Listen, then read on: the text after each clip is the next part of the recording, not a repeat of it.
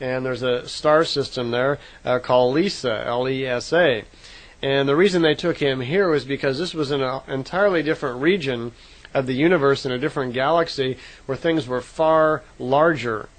And here there were two giant planets, and I suppose looking out the window of a ship it'd be hard to understand how big they were, depending on how far away you were. But Billy said he was also stunned at the size. They were just huge. And he saw a small moon just circulating around one of the planets, and Ptah commented that that small moon was 524 times bigger than our planet Earth. So you can imagine how big the planets actually were.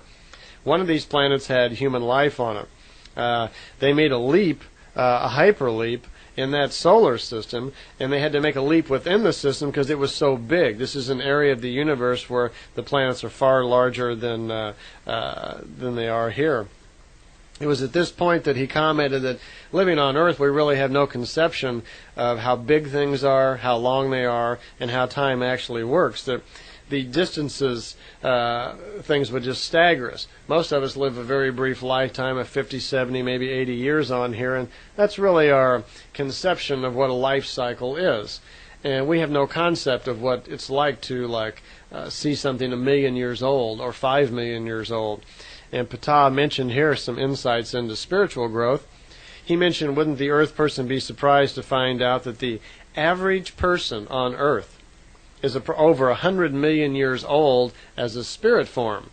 Now when he talks about as a spirit form, he's citing here again that we are spiritual beings going through a series of material lives. So he's saying that we'd be very surprised to find out that our spirit forms have been creating material lives for over 100 million years. He says it takes 10 to 20 million years just for a developing spirit form to reach a level like of conscious thinking, to be a rational thinking human being, that we really don't grow very much in the early stages throughout each physical lifetime. Well, that's pretty understandable when you consider and even look around you at most of the people on the planet. They're really not gaining much at all as far as knowledge and spiritual evolution. So it's not hard to see where it would take an awful lot of lifetimes to really get somewhere.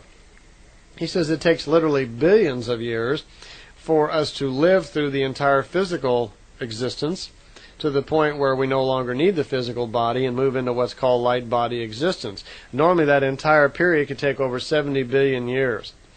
Then he went on to explain a little bit to Billy about how the creation works, and this will be done much more in detail on the creation tapes, but I'll give you a little idea here.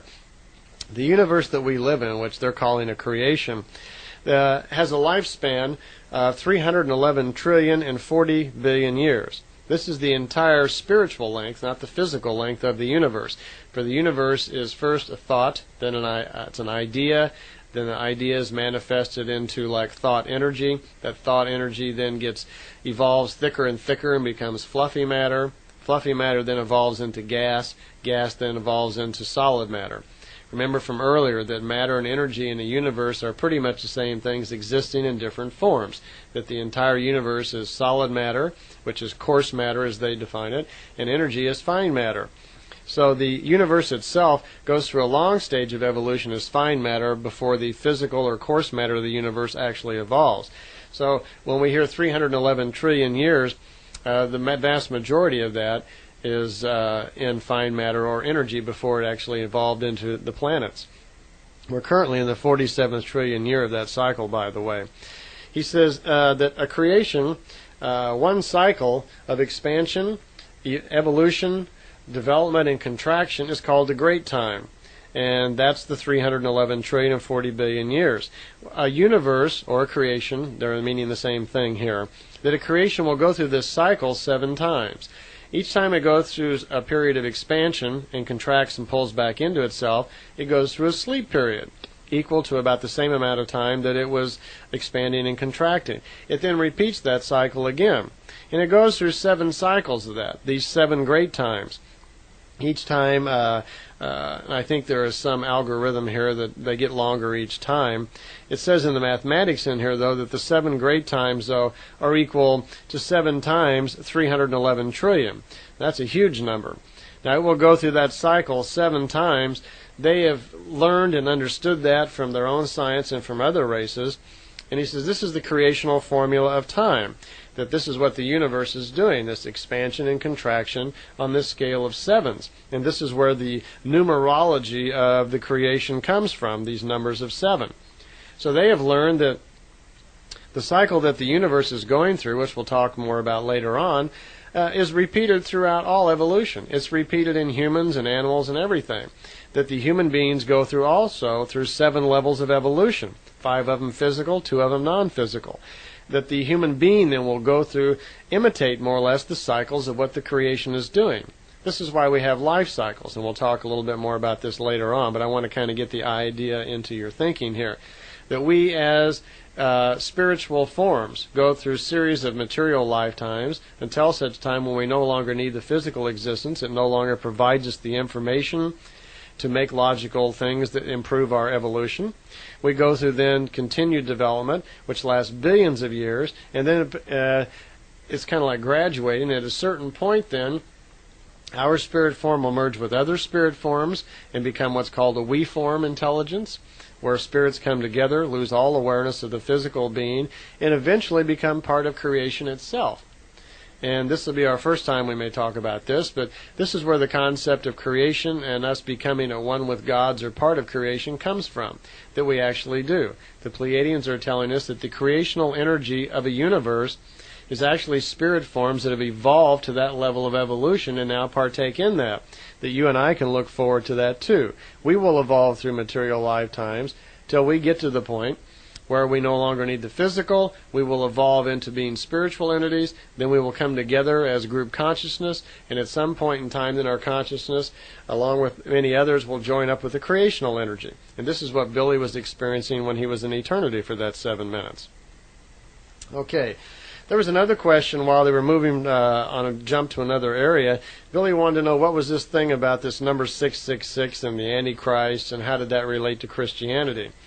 And they were remarking, well, there's some misconception about that. The general thinking is that the 666 is the sign of the beast and represents the destruction of Christianity. And they want to clear that up, that no, that's not what it means. That actually Christianity itself is the destruction of the truth. That the 666 stands not for the destruction of Christianity, but for the destruction of the truth about creation and what's really going on in the universe. And that Christianity actually is the destruction of the truth and has been since the year 189. He says what happened is, and if you work your numbers correctly, you'll find that Christianity was actually formed and came into its own being in the year 189. This was the year that they changed the original writings of Emmanuel, changed his name to Jesus Christ, and actually formed the Christian religion as we know it today, and over the years have slowly made minor changes in it to empower themselves greater and greater. That began in the year 189. The year 189 has the basic number of 18, and it has the 3 value, which results in 666. And if you follow the years of all of the major Christian changes and planning and so forth, you'll find that every one of these years has that basic number value, and that's where the concept actually came from.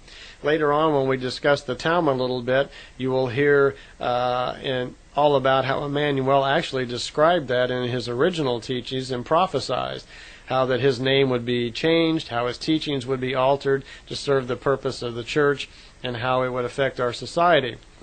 So the 666 doesn't actually mean the destruction of Christianity, because Christianity is not true.